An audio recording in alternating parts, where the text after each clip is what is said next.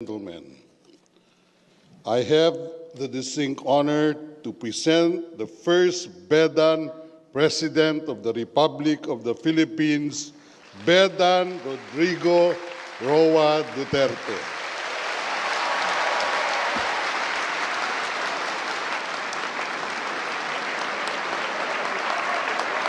Kindly sit down. Thank you for your courtesy. Executive Secretary Salvador Medaldia is also a Bedan. Commission on Higher Education Officer in Charge, Prospero de Vera III, and the other members of the Commission. Very Reverend Father Aloysius Maranan, Rector of the San Beda University President, Benedictine monks, Board of Trustees, and the distinguished members of the Academy, the proud parents, and graduates to whom this moment rightfully belongs. Other distinguished guests, ladies and gentlemen, I have 2 pages actually, and I could read it in about maybe a minute and a half. Kakahiya, no?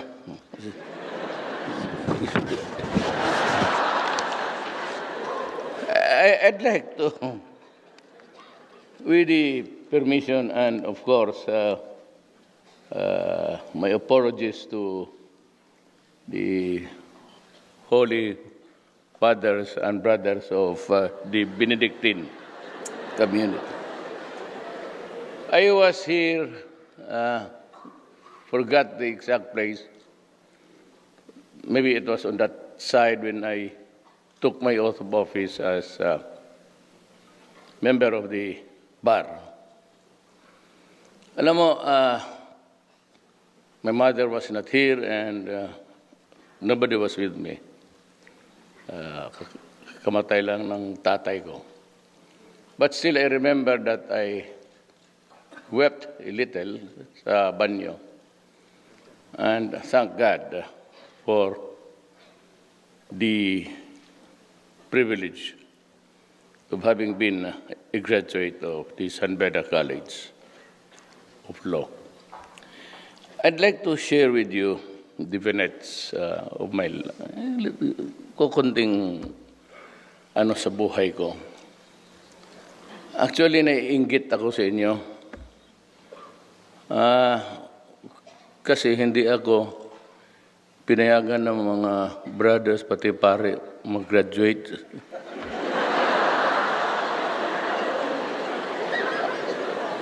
I was not allowed to take part in the graduation exercises because on the last days of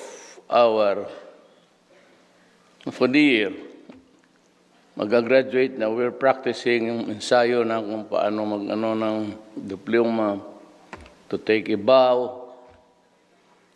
And then suddenly, there was this happening inside the school. Huwag na natin pag-usapan yon. Kasi makagalit yung pare, pati. So I got expelled. So I was not allowed to join the graduation. So ako naman umuwi na lang sa Davao because at that time, expelled ako. Anong nanay ko nagtanong, sabi niya, Rodrigo, kailan ba ako pupunta ng Maynila? But I kept assuring her that graduation was coming and, as a mother, excited as I was, she was in a hurry. Sabi niya, noon kasi tawagan lang sa probinsya, you call PAL and place a reservation. Pagdating mo sa airport, bayad lang. That was the time and that was the environment. So, sabi niya, mukhang may graduation ata, nabasa ko sa newspaper. Sabi ko, Ma, sabi kasi ng pare, magulo. Magulo talaga ang Mindiola noon. We were the martial law lawyers. We took the bar under immense pressure. You know, every 300 meters, andoon yung Metrocom. At lahat yung matataas na buhok, ginupitan. Those were the times, so it was not really good for anything except maybe to go home and relax. Sabi ko, masabi ng pare kasi magulo ang Mindiola. And may mga pillbox kung saan-saan naglipad. Nagmisa lang kami sa Abbey Chapel at binigyan kami ng diploma na wala naman laman.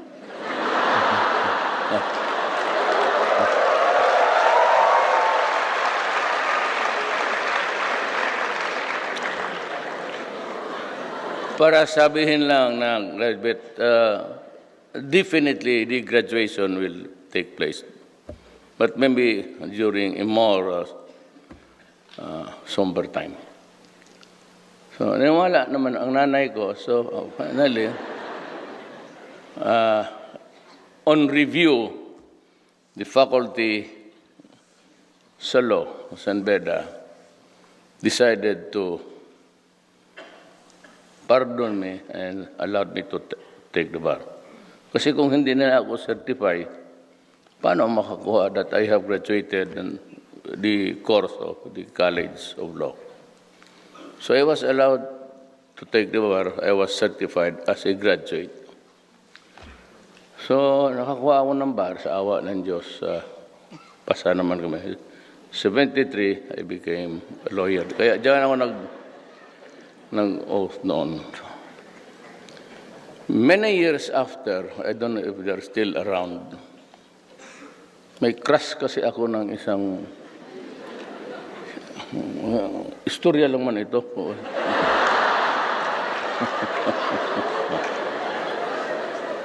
She was that lady na makita mo doon sa St. Alsem's building. If you go up, yung babae na I don't know if he's still around. Yung babae doon nakaupo, na may lunal dito. Kasi kung nandito pa siya, pakasalan kita ma'am, pag nabiyuda ka na.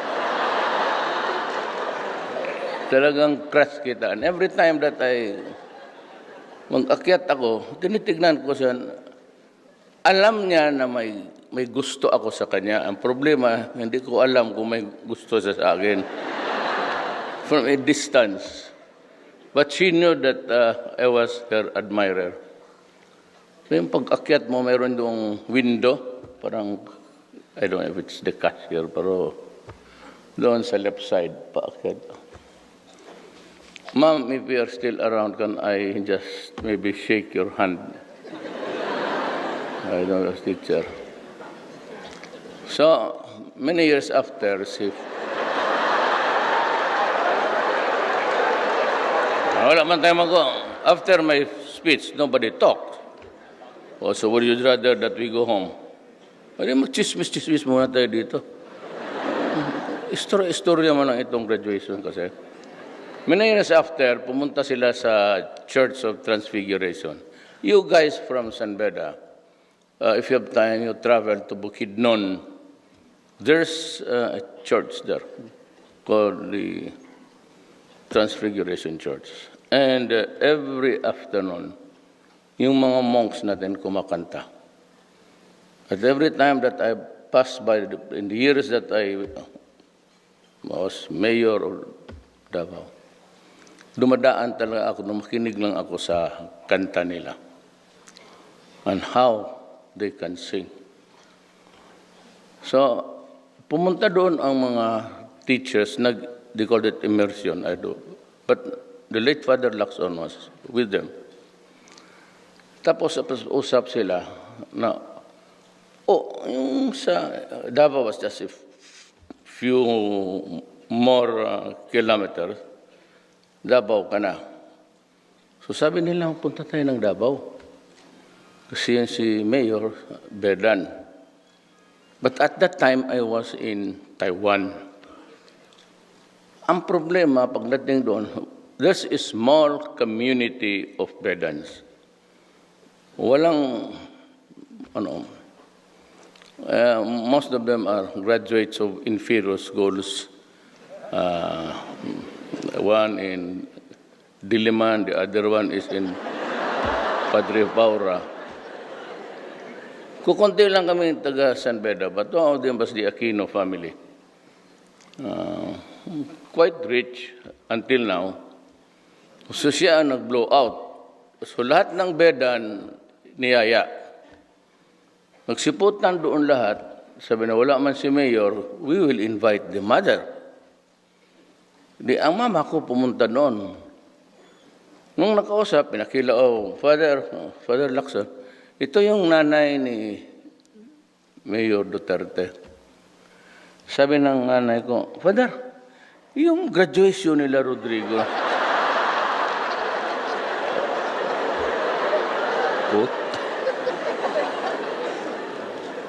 Saan ang graduation nila? Natuloy ba yun?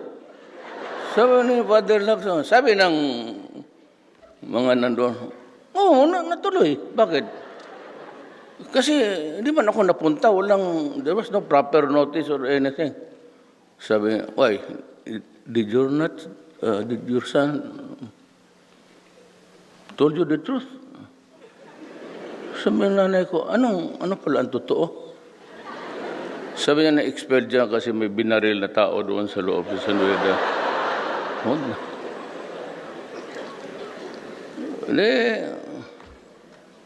Nung pagdating ko, I was confronted by my mother. Alam ko kasi yung style ng nanay ko. Pag sinabi, sabihin mo kay Rodrigo, dito siya kumain kasi magpaluto siya ng inununan. Inununan. So, inununan sa Tagalog? Paksiw. Paksiw. Inununan. Mga sundalo. So, pagka ganon, okay yan. Pero pag ang message is, papuntahin ka ng nanay mo, ngayon, delikado na yan. So pagdating ko, sabi niya, bakit hindi mo sinabi sa akin ang totoo?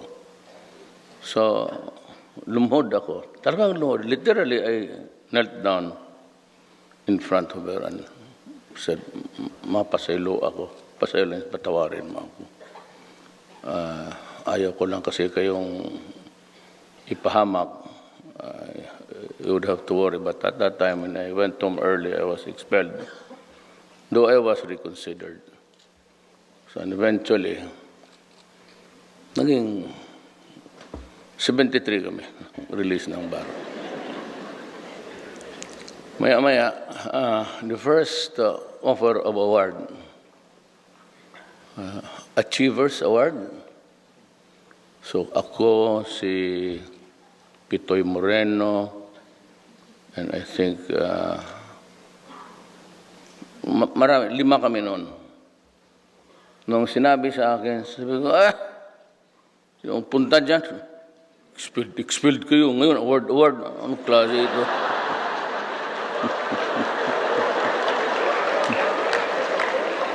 So, hindi ako pumunta. Tapos, second time, kita-kita kami, Fred Lim. So, bakit di ka sumipot doon? Pinatawad ka na nga, ikaw pa yung suplado.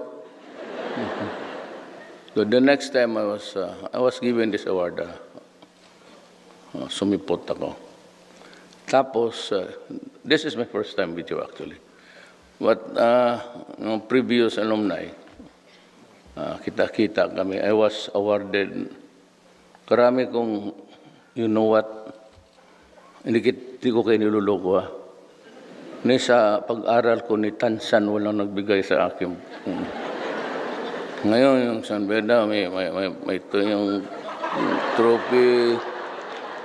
Tapos ngayon, now, introducing the Hall of Fame, Rodrigo Duterte. So may medalya, kalaki, pati plaque. Sabi ko, sino pa ang nasa Hall of Fame? Sabi niya, wala, ikaw lang mag-isa. Well, anyway, I would like to thank the Benedictine community for such a wonderful show of mercy. Ika nga, ano yung sabi ni Shakespeare? The act of mercy is never strained, something strained, yung hinahasa. And I got back being an awardee. Pero sa scholastic, patay. Kung hindi nyo sirain yung Mindiola Bridge, yung sa kanto, saan ang College of Law? Sos Mariusep. Walang ginawa yan kung galing slavery. Yan yung Mindiola, yung bridge. Pagbaba mo, Ligarda. Yung kanto, nandyan pa? Chilled beer.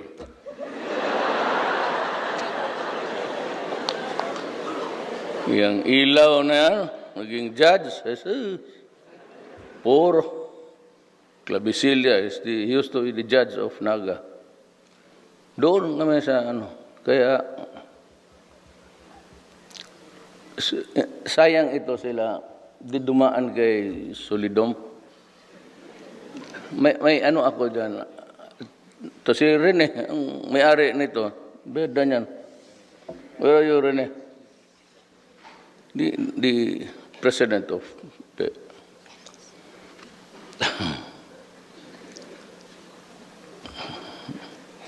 Pwede pa ba ako magsalita?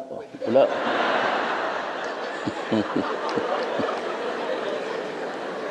Wala man akong iyabang. Walang medalya, wala lahat. So, ito na lang yung yun ay kasi late tag rin ako eh. Noon is Veronica. By the way, Sebastian, yung youngest son ko, beda niyan. Walang ginawa kung hindi maghabol ng babae hanggang ngayon. Kagaya na trabaho na tatay niya noon. For this one is worse. Paragi kaming may dynamics yan kasi may mga anak eh. So, well anyway, itong sa, well, I was forgiven. Yun ang platform ko. I was proud to be called the Bedan. Itong anak ko, gusto na rin mag-aral dito. Gusto niya magtira dyan. Sabi ko na, you're better off with your mother sa Davao. Sabi niya, pa, yan bang matanda na yan nandyan sa kabinet mo? Sabi ko, sino na? Yan yung matanda na Bisaya. So, si Leonor Briones. So, yan. Di ba, Bisaya yan? Sabi ko, sabihin na, ano man nakain niya? Bakit hinabaan niya itong kurso namin K-12?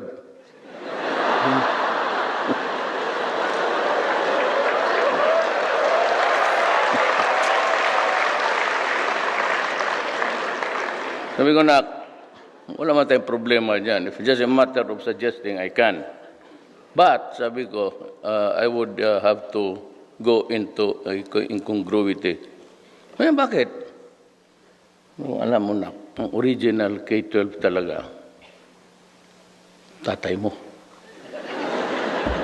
It took me 7 years to finish high school. Kaya matanda na ako sa kanila. I'm 73. Ito sila rin mga 70 lang yan. Kasi well, including the scholarship of Soroy and Soroy is Lakwatsa, took me 7 years actually mayroon akong isang Binets, sabi ko sa may professor kami, kilala professor ni Abi yan. He's the youngest to talk the bar, pass it at the age of 20. He could not take his oath of office because wala pa siya sa edad. He had to wait for 1 year to record holder. He's the youngest to top the bar. Sabi, pero dumaan ka ba, sir, kay Solidom? Ha? Itong solidum na ito, galing ito Capiz to Justice. Ang boses nito, may mga taga-law school, ang boses nito, yung boses, shrill. That's what, shrill. And he could only pronounce the last syllable. Bate!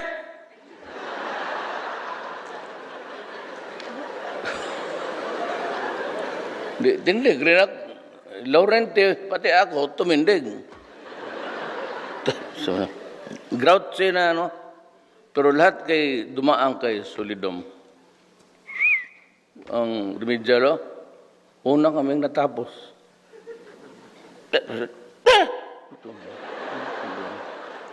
Tapos tumindig kami, sabi niya, oh, God damn it, I did not call you! Sit down! Sit down ako. You stand up. Sir, I did not I did not hear my name, sir, called. Because you are always talking at the back. God damn it, come here in front. Ganon kami sa college. Ayaw man siguro ngayon, mga bata.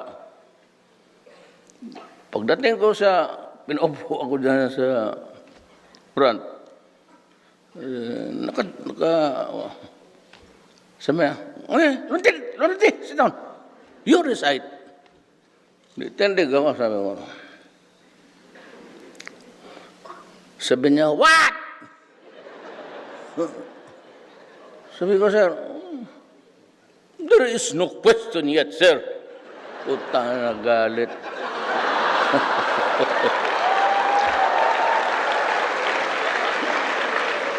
Sabi ba ng utang na, kaya gano'n ako yan. God damn it, Duterte.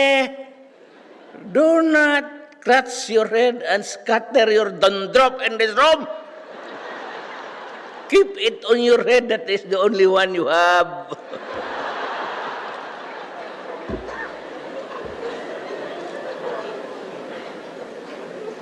Dumakip kay Puno, Solidum, Jack Jacinto. He's still around, sir. Jack Jacinto. Patay na. Kayo na ang sunod, Bong. That was class 72. But tatlo sa amin ang pumasok sa that's a record.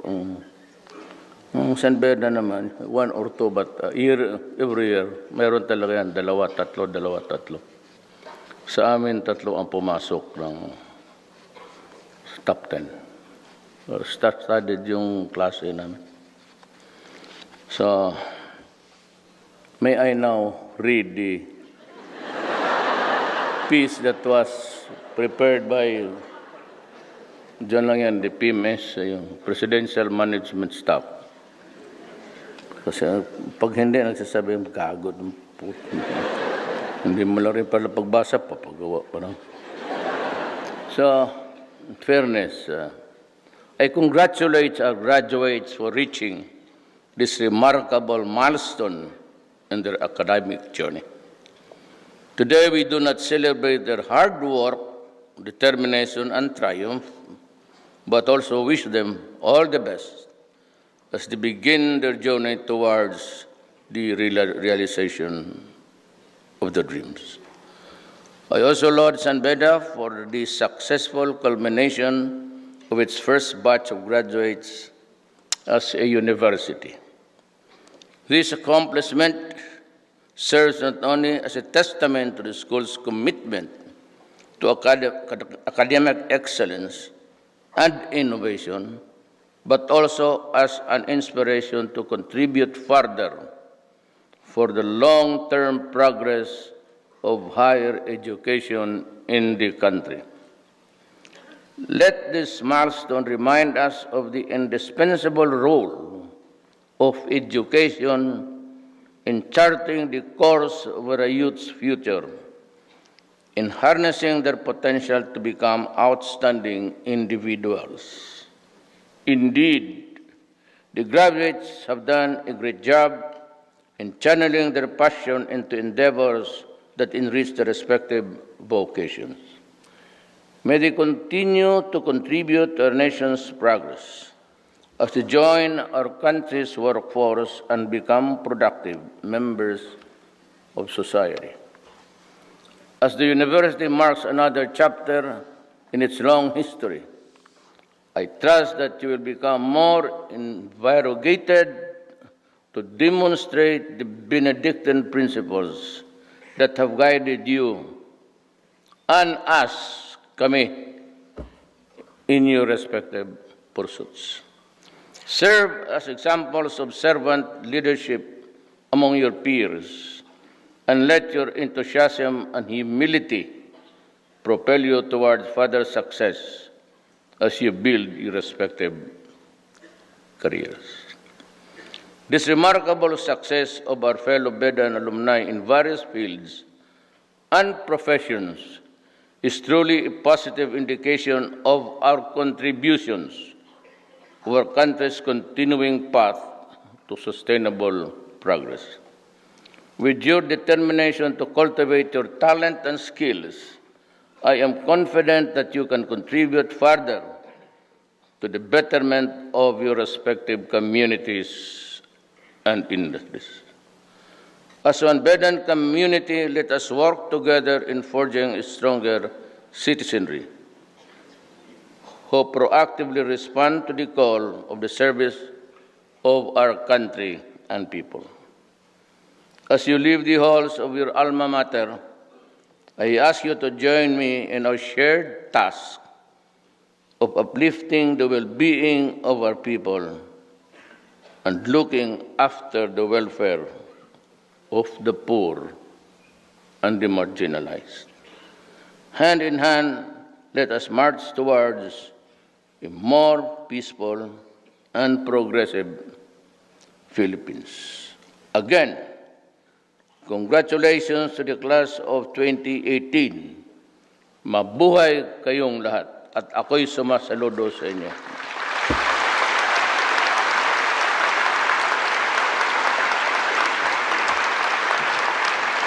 Thank you very much, our dear President, for gracing this momentous occasion. We are greatly honored by your presence.